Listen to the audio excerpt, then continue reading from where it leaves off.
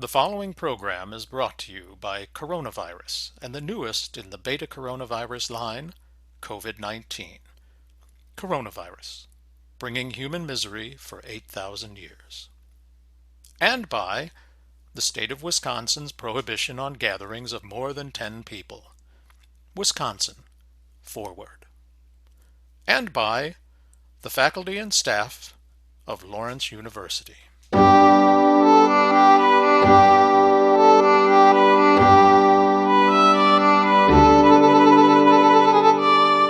Hi, and welcome to the first lecture in historic preservation.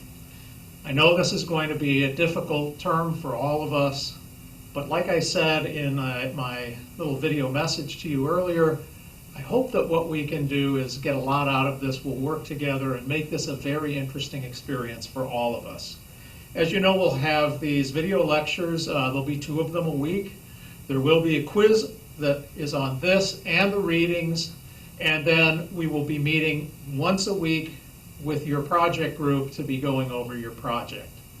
So, without further ado, let's begin with historic preservation, lesson 1, the purpose of historic preservation.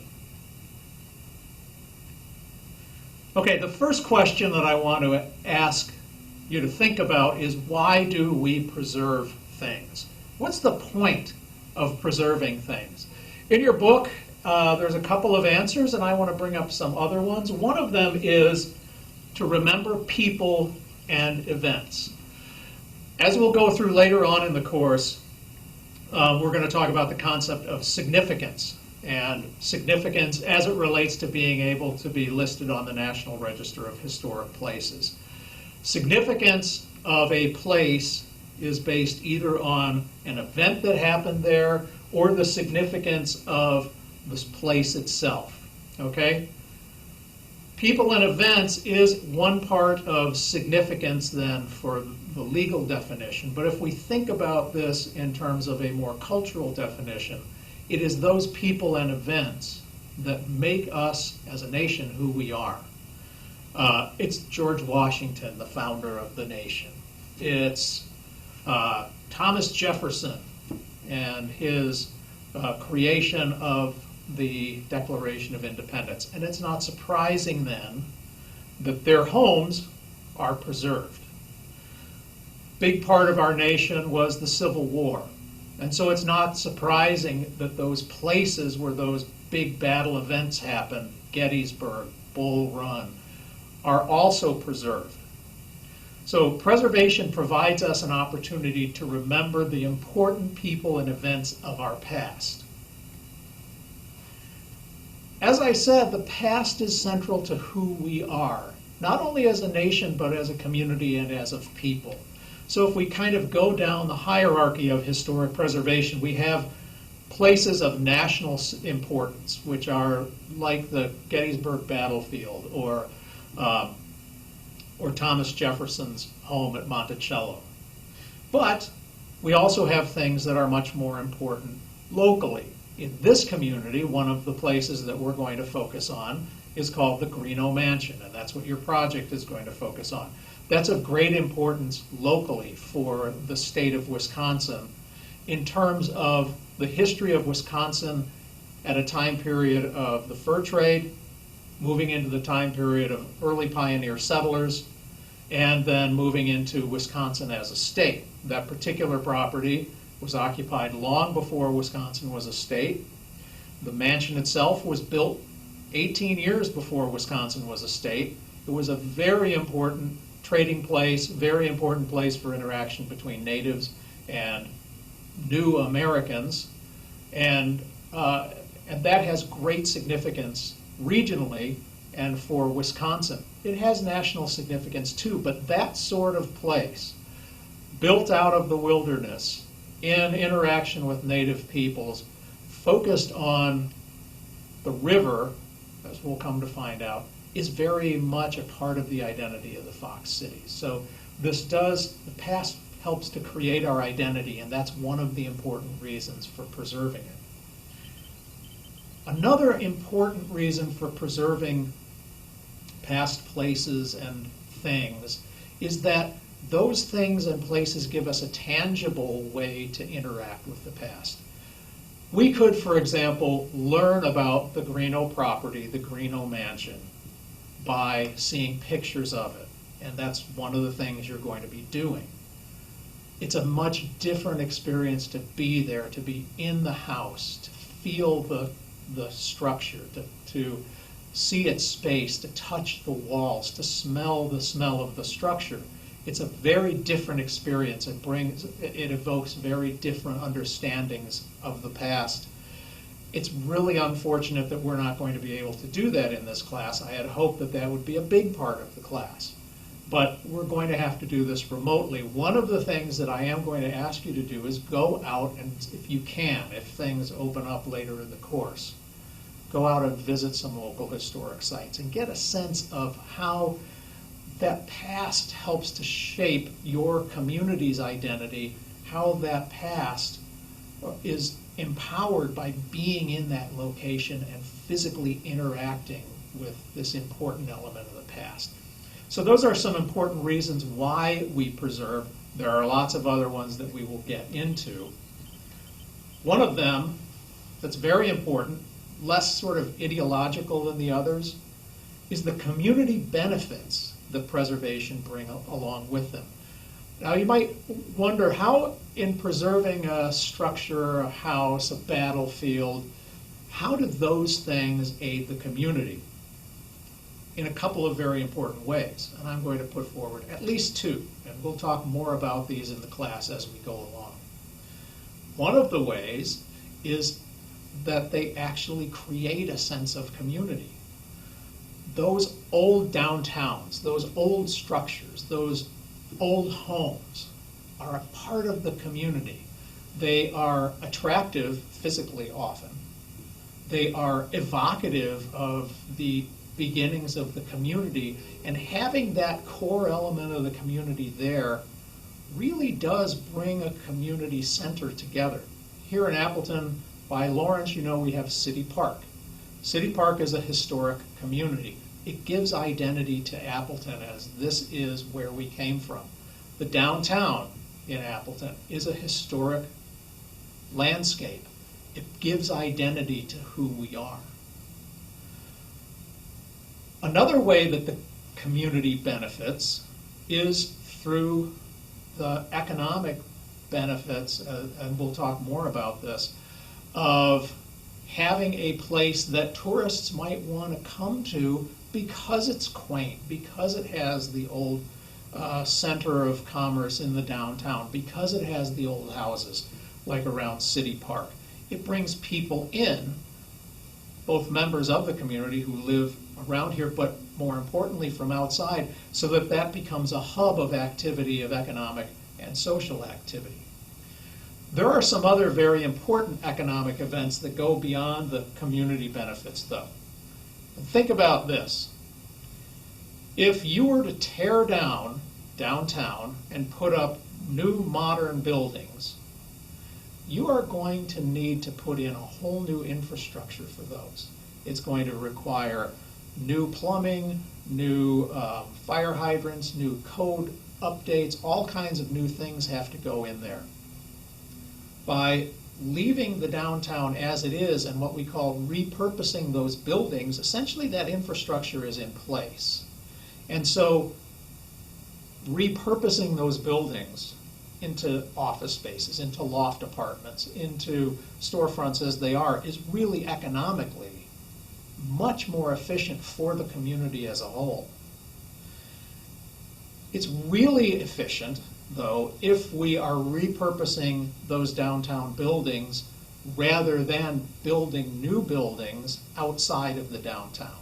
Okay, and in Appleton, this is very important. Most of you know that the city is growing tremendously to the north and then also to the east.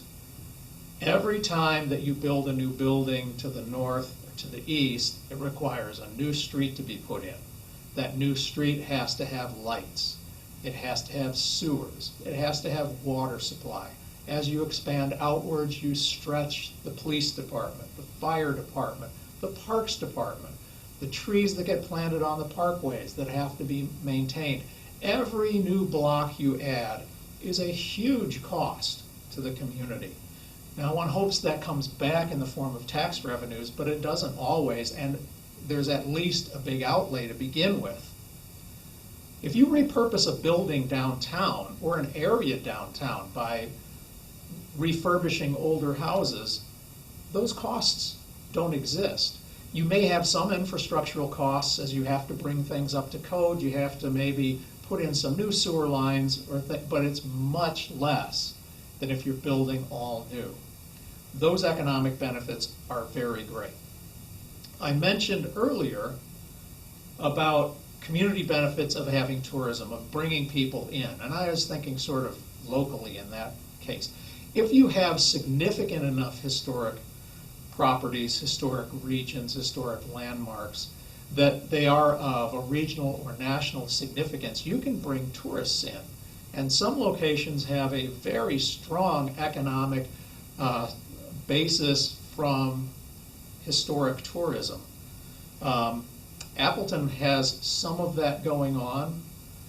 There are other locations, though, Philadelphia, for example, that has a vast heritage tourism system in place. Gettysburg, Pennsylvania, huge economic benefit from the tourism to the Gettysburg battlefield. And so you can create a tourist destination that people want to go to. When they go there, they rent hotel rooms, they go out to eat. That all brings money into the community. So there's some great economic benefits to preservation as well. And finally, in thinking about some of these things, we get to sustainability. If we keep an old building, rather than tear it down and build a bright, shiny new building, we maintain that sort of community center, that sense of place and identity of the old city or the old town. We may have some economic benefits in terms of not having to build a new building out of town and putting infrastructure into that. But think about the physical building itself.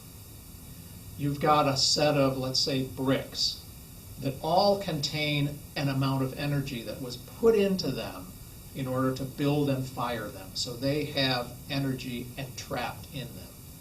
They were then put in place by a worker, more energy being put in. Those facades, as they go up, then one can see as being trapped energy in the front of this building. You knock that down, that energy is all released. You throw the bricks away, that energy is all released. If we're able to maintain that energy, reuse it, repurpose it, that's what sustainability is all about. Then we're not throwing away the old. We're not getting rid of the energy that we've already put into shaping something. We can reuse it. We can recycle it in a sense. And it provides great sustainability. Here's one of the weird conundrums about historic preservation, though.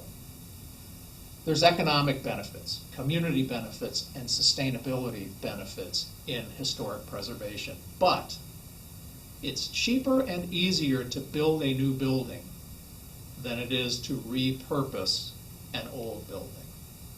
That's something that we're going to have to take a serious look at and talk about because it doesn't entirely make sense. But it is the reality. And so despite all of these benefits, a lot of communities don't want to put energy or effort into historic preservation. What we as historic preservation students and professionals want to do is to say, look at these benefits and the benefits that we have from looking at the powers of the past. That these benefits and the community economic and sustainable benefits far outweigh the additional cost of physical building. So, these are some of the important benefits that we get from preserving, along with the sort of cultural ideological ones. Okay, why don't we take a quick break here, come back and talk about what is preservation. Please give your attention to this important public safety announcement. Yeah, hello! It's Dr. Pudelheimer here. I'm working very hard on trying to find a solution to the coronavirus crisis. But until I do, you must wash your hands and wash them very good. You must sing the happy birthday song while you wash. Glücklich Geburtstag zu mir. Glücklich Geburtstag zu mir. You know that song? Yeah, the happy birthday song. You sing it twice, whether it's your birthday or not. And then you will have clean hands. So, bitteschön. Until the next time. Auf Wiedersehen. Tschüss. Bye-bye. Okay, we are back to talk about what is preservation. To begin with, preservation is not a thing, it's a process. In one of your books, there's the Heritage Management book. The author talks about historic preservation and buildings as nouns or verbs. Historic preservation is a verb. It is a process. It is not a thing. It is an ongoing action that begins the minute that a building is built and continues until whenever its useful life is over and it's knocked down or falls down. We talked about energy in terms of bricks and mortar. Entropy is always increasing. That is, everything is always decaying. Everything is always falling apart. Everything is coming to a simpler, less energetic state. The minute that you build a building, it starts falling apart. To preserve even a brand new building means you have to continually update it. And preservation is that kind of continual updating process. No building is static. Buildings, landscapes, places are living things. They're always changing, always evolving, and so preservation actually is part of that process. When we think about that, it means that historic preservation does not mean permanence. Change is continual. So you don't have stagnation of a building or a landscape. You don't do historic preservation to keep things the way they are. You do historic preservation in order to maintain the property, the landscape, in some semblance of a state as it was at one time. And that means continually working on it in order for that to occur. We talked about repurposing buildings for economic benefits. That as a form of preservation is not at all permanence in the sense that the building may have been built as a house and now becomes, after being repurposed, an office building. Its purpose has changed, but it is still being used. It is being preserved. It's not permanently a house. It's not unchanging. It's being adapted. It's alive. It's living. It's evolving over time. That's preservation. And essentially, because everything is always changing, even buildings and landscapes and you and I, preservation really seeks not to prevent or stop change, but rather to produce thoughtful change. So that as we see a building or a landscape, and we look at it and say, this is worthy of being preserved, we start thinking about what changes are coming. In what ways is this landscape changing because there is encroachment of shopping centers or houses around it? In what ways is this building changing because it needs to have different uses or it's in a neighborhood that's changing? And given those changes, how can we alter or adapt or intervene with this landscape or this building so that we preserve its basic character, the basic things that make it significant, while still adapting to the change. And that's this thoughtful process. I should have actually on here an ongoing process, a continual process to try and creatively adapt a historic landscape, an historic building, to the continual change that is facing it. So, preservation is a process. We recognize that change is constant. We recognize that preservation has to deal with that change. And so preservation, historic preservation at its very core, seeks to direct change in productive ways, in ways that keep a building or a landscape usable, important, maintain its significance in a productive way. A lot of people think of historic preservation as just, we want to stop things. We want to keep a place, keep a house in a particular state. That's not at all what preservation does. For one reason, that's impossible. For another reason, ultimately, that landscape or building is going to end up being meaningless, or even a hindrance to the community within which it exists. Even if it's an important cultural property, it has to stay part of the community. If it's just cut off and blocked and this is this pristine thing that just sits there, it's never going to be a part of the community to give that community identity. It has to be continually modified, continually evolved to maintain part of the community, to continue to tell that story that makes it important, to continue to be an economic and community benefit, and to continue to be sustainable. So historic preservation works as a process to shape or predict or modify or help the evolution of a building, a landscape, whatever. And one of the key things that comes with this is that historic preservation does not attempt to preserve everything. There's going to be destruction. In fact, most of what historic preservation professionals do, unfortunately, is to identify those things or places that need to be preserved and the 90% of the rest that don't. And it's the 90% that these don't need to be preserved so that other progress in culture can go on that are really the important part of historic preservation, if you come to think of it. If historic preservationists tried to preserve everything, nothing would ever get done, and it's not feasible.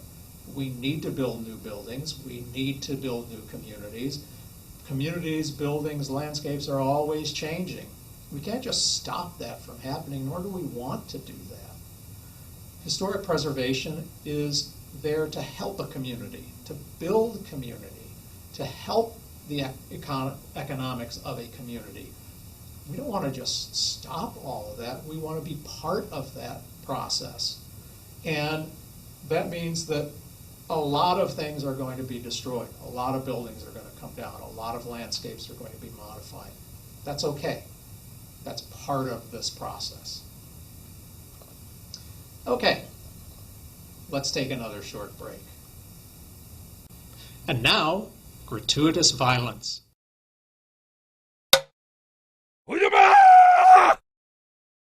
We are back. I'll talk a little bit about the types of historic preservation that go on. One of them, and the one that really is often called preservation, is what's called conservation. That's taking a building or a landscape and trying to just conserve the elements that are there. Everything is always falling apart. A building, paint is peeling off of it. The wood is drying or decaying. The bricks are starting to come apart. The mortar is failing. In conservation, what we try and do is to stop that process as much as possible. As paint peels, try and stop it from peeling, take the peeling paint off and put new paint on it. We try and just conserve the building, preserve the building or the landscape as it is. That's one kind of historic preservation. The more common form of historic preservation, and the one that is the best at doing the kind of adaptive change that we were talking about a moment ago, is what's called rehabilitation in your book, or adaptive use. That's taking a building or a landscape and thoughtfully planning change in such a way that that building or landscape can continue to maintain its historic nature, but also be used in a way that's useful for a community today. Restoration is taking a building that has fallen under hard times, or maybe has been changed dramatically, and bringing it back to some state that it was before. Here in downtown Appleton, some of you may have seen that there was a furniture store here called Gabriel's that sometime in the 40s or 50s had put up a large facade on the front and side of the building. Right now, those facades are being taken down, and the old and beautiful Victorian facade that was underneath those steel panels, ugly, in my opinion, steel panels, is being restored. That is creating a new, beautiful Victorian building in downtown Appleton. And sometimes that's a wonderful thing to do.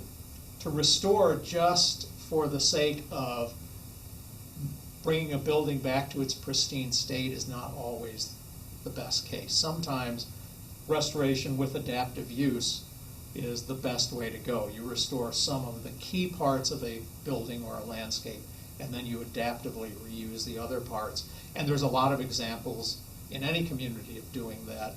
I keep saying this, if we had been here, we would go see some of those in the local community. But I'll encourage you to go out and look at some of the ways that older structures are being restored and reshaped for adaptive use. Finally, the most significant form of historic preservation, and one that almost never occurs, is reconstruction. That's taking a building or a landscape that has totally changed, or changed in a very dramatic way, and actively rebuilding it to the way it was at some period of time. Normally you see that in special cases like historic house museums. And we'll talk about two very special cases here, Williamsburg, Virginia, and Greenfield Village in Detroit, that are actively reconstructed environments, communities that never really existed in the way they are. They're sort of like taking historic buildings in Williamsburg that were there and reconstructing them to create an image of colonial Williamsburg, although it really isn't entirely. Or Greenfield Village, where buildings were brought in from across the country and set up to show a model of innovation, basically, of places like Edison's lab and Wright Brothers bicycle shop that Henry Ford brought in to show great innovation in American business. That's reconstruction. Preservation in practice. Here we're talking about what historic preservationists actually do. So, historic preservation is a business. It's not just something that doesn't have economic import, doesn't create jobs. It does. It is a business for some people. People go out, identify old properties, old landscapes, and then, as we will talk about, use tax credits, use grants, use community involvement to either rehabilitate or adaptively reuse those structures in ways that then they can make money from. They can sell apartments, they can rent apartments in them, they can sell office space. That's the way that cost that's involved, I mentioned, in doing historic preservation, that it costs more to rehabilitate or reuse, adapt an older building than it does to build new. That's where those costs can be recovered through tax breaks, through grants, and through community involvement. So it is a business. It's basically a real estate business. Historic preservation is also a profession. There are historic preservation professionals. I consider myself one of those as a professional archaeologist, and I am a registered professional archaeologist. One of my important jobs is to do historic preservation on archaeological sites. We'll talk more about that later in the class. There are historic architects whose job is to restore, reuse, adapt buildings of an historic character. There are historic real estate developers who, that's what they do. They take, in this area, for example, old mills, and they rebuild them, reconstruct them, repurpose them into things like offices and apartments. Right next to the tennis courts, or just down from the tennis courts here at Lawrence, you probably know Fox River Mills Apartments. That was an old paper mill that was repurposed into apartments.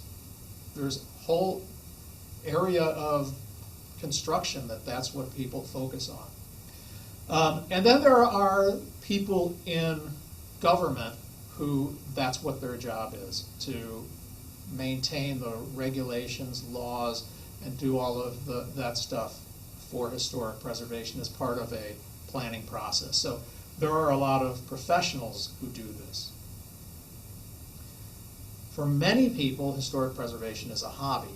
That's a great thing, also kind of a problem, as we will discuss. It's a great thing because most of historic preservation is being done by those volunteers and those people who take it as a hobby.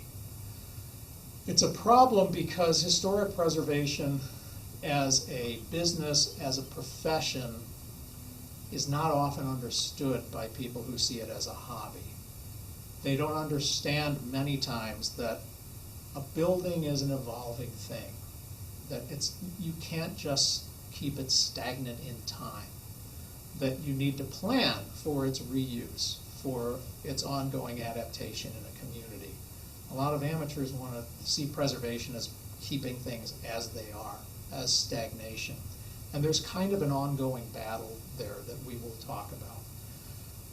But the hobbyist preservation people are the labor pool for getting historic preservation done.